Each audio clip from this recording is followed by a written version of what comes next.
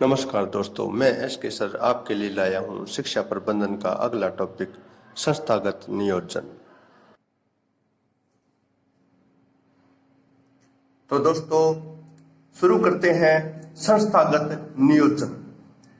तो नाम से ही पता चलता है कि संस्थागत नियोजन का अर्थ है किसी संस्था के बारे में योजनाएं बनाना, उसके कार्यक्रम की योजनाएं बनाना, उसको आगे बढ़ाने के लिए योजनाएं तैयार करना और उसे लागू करना। ये है संस्थागत नियोजन।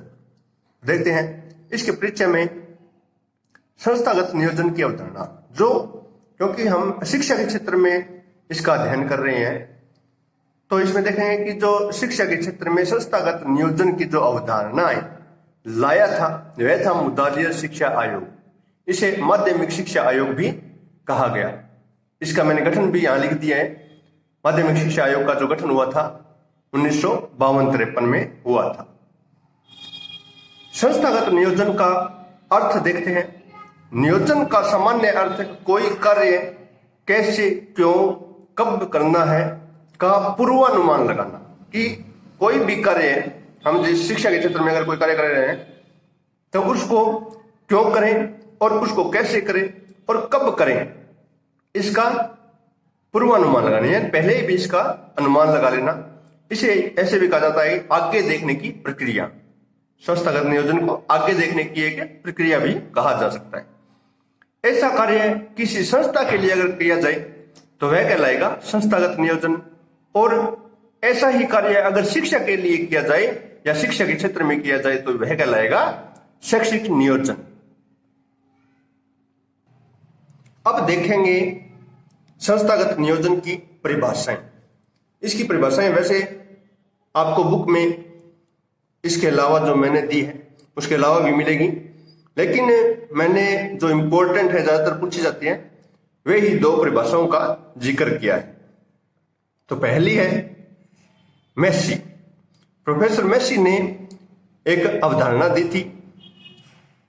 संस्थागत नियोजन एक ऐसी प्रक्रिया है जिसमें प्रबंधनकर्ता उपलब्ध सभी संसाधनों के वैकल्पिक उपयोगों के बारे में सोचता है, अर्थात संसाधनों का सही सदुपयोग किया जा सके इसलिए। और इसी प्रकार की एक परिभाषा और दी थी मेस्सी ने।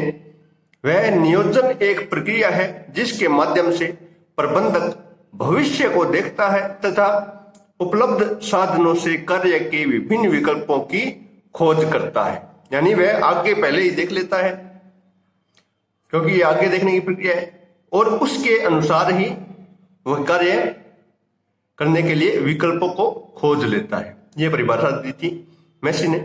दूसरी परिभाषा है फ्रैंकलिन की। उसने परिभाषा दी कि संस्थागत नियोजन शिक्षा सुधार की यात्रा में एक मील के पत्थर के समान माना गया है। अब देखेंगे संस्थागत नियोजन की आवश्यकता एवं महत्व। भी संस्थागत नियोजन जो है उसकी आवश्यकता क्यों है और उसके जो महत्व है वह क्या है। इसमें है शिक्षा योजनाओं को सही दिशा प्रदान करने हेतु हमें संस्थागत नियोजन की आवश्यकता होती है। शिक्षा के क्षेत्र में उपलब्ध सभी संसाधनों का सदुपयोग करने के लिए हमें संस्थागत नियोजन की आवश्यकता होती है। मानवीय संसाधनों की कार्यक्षमता को बढ़ावा देने के लिए, यानी कार्यक्षमता जो है मानवीय संसाधन की, उसको बढ़ावा देने के लिए यह महत्व भी है और आवश्यकता भी। शैक्षिक उद्देश्यों के सही समय पर प्राप्त करने हेतु भी हमें इसकी आवश्यकता होती है, और यही इसका महत्व भी है। अब देखेंगे संस्थागत नियोजन के क्षेत्र। किसी भी विद्यालय के नियोजन के 4 प्रमुख पक्ष होते हैं, वही संस्थागत नियोजन के क्षेत्र भी हैं। उनमें है नंबर 1 शैक्षिक क्षेत्र, नंबर 2 सह शैक्षिक क्षेत्र, नंबर 3 भौतिक क्षेत्र और नंबर 4 विभिन्न क्षेत्र, जिसके अंतर्गत बाल विवाह पर रोक, जनसंख्या नियंत्रण, प्रौढ़ शिक्षा आदि आदि आते हैं। अब देखेंगे जो संस्थागत नियोजन के क्षेत्र है उनमें कौन कौन सी क्रियाकलाप आते हैं विद्यालय के अंतर्गत है। तो उसमें मैंने ऊपर लिखा है कि बुक से देखें। ये इसलिए लिखा है कि जो सामान्य क्षेत्र है, चाहे शैक्षिक क्षेत्र हो, सह शैक्षिक क्षेत्र हो या भौतिक क्षेत्र हो, उसको हम आसानी से पहचान सकते हैं। उन शब्दों को भी, जैसे पढ़ना लिखना है शैक्षिक क्षेत्र में आता है, खेलना कूदना है सह शैक्षिक क्षेत्र में आ जाता है, या जो भौतिक क्षेत्र में आ जाता है, उसको हम पहचान सकते हैं। वो सामान्य चीजें, वो सामान्य शब्द हैं, वो मैंने यहाँ ऐड नहीं किए।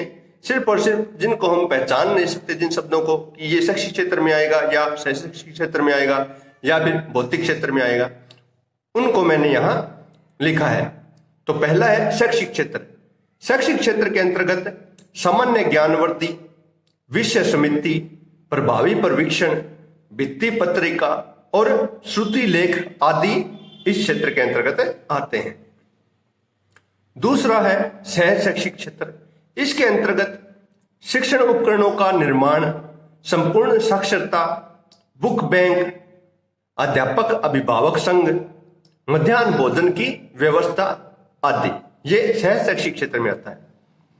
तीसरा है भौतिक क्षेत्र, जिसके अंतर्गत अंतर कक्षा स्वच्छता प्रतियोगिता, बच्चों की जो प्रतियोगिताएं होती है, और विद्यालय साज सज्जा, ये जो क्षेत्र है, ये जो क्रियाकलाप है, वे सभी भौतिक क्षेत्र के अंतर्गत आते हैं। अब हम संस्थागत नियोजन के जो कुछ महत्वपूर्ण तथ्य है, कुछ इसकी जो बात है पूछ ली जाती है, उसको मैंने यहां लिखा है कि विद्यालय योजना प्रतिवर्ष जिला शिक्षा अधिकारी यानी DEO माध्यमिक को, चाहे जो माध्यमिक शिक्षा अधिकारी होता है जिले का, को 15 मई तक प्रेषित कर देनी चाहिए। जो विद्यालय योजना है, जो संस्थागत नियोजन के अंतर्गत जो विद्यालय योजना बनती है पूरे वर्ष की, वह 15 मई तक प्रेषित कर देनी चाहिए। और संस्थागत नियोजन पर VR लूणा और SK मूर्ति की पुस्तक भी है एक, उसका नाम है इसेंशियल ऑफ एजुकेशनल एडमिनिस्ट्रेशन। आगे है शिक्षा विभाग राजस्थान के निर्देशानुसार विद्यालय योजना को कितने खंडों में विभाजित करता है, तो वह 3 खंडों में। तो शिक्षा विभाग राजस्थान के निर्देशानुसार विद्यालय योजना को 3 खंडों में विभाजित किया गया है। वह शैक्षिक, सह शैक्षिक, भौतिक व सामुदायिक उन्नयन, अगर पूछ लिया जाए इसके तहत, तो 3 खंड है। विद्यालय योजना के एक सत्र में 2 मूल्यांकन होते हैं।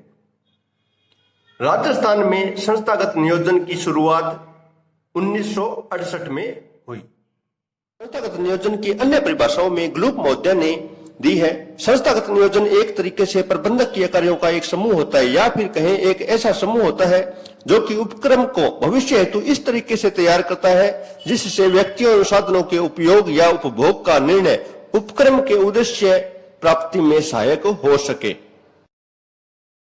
अन्य महत्वपूर्ण परिभाषाओं में है, इसी प्रकार टेरी महोदय कहते हैं, संस्थागत नियोजन वांछित परिणामों को प्राप्त करने के लिए जो भी भविष्य में आवश्यक उद्देश्य हैं, उनका विश्लेषण करना एवं कार्यों का नियोजन करने से होता है। जेपी नायक ने जो परिभाषा दी है, उसके अनुसार संस्थागत नियोजन एक तरीके से उल्टे पिरामिड की तरह वाली योजना होती है एवं संस्थागत नियोजन को व्यापक आधार दिया जाना चाहिए एवं संस्थागत नियोजन की प्रक्रिया का भी विकेंद्रीकरण किया जाना चाहिए। तो दोस्तों, आज का हमारा ये छोटा सा टॉपिक संस्थागत नियोजन शैक्षिक प्रबंधन के अंतर्गत संपूर्ण हुआ। इस वीडियो को देखकर लाइक करना ना भूलें और ज्यादा से ज्यादा अपने दोस्तों को शेयर करें ताकि सभी इसका लाभ उठा सकें। और मेरे चैनल को सब्सक्राइब कीजिए और बेल आइकन को दबा दीजिए ताकि मेरे आने वाले सभी वीडियो आप तक पहुंच सकें और उसका आप लाभ उठा सकें। मिलते हैं अगले टॉपिक के साथ। वीडियो को अंत तक देखने के लिए धन्यवाद।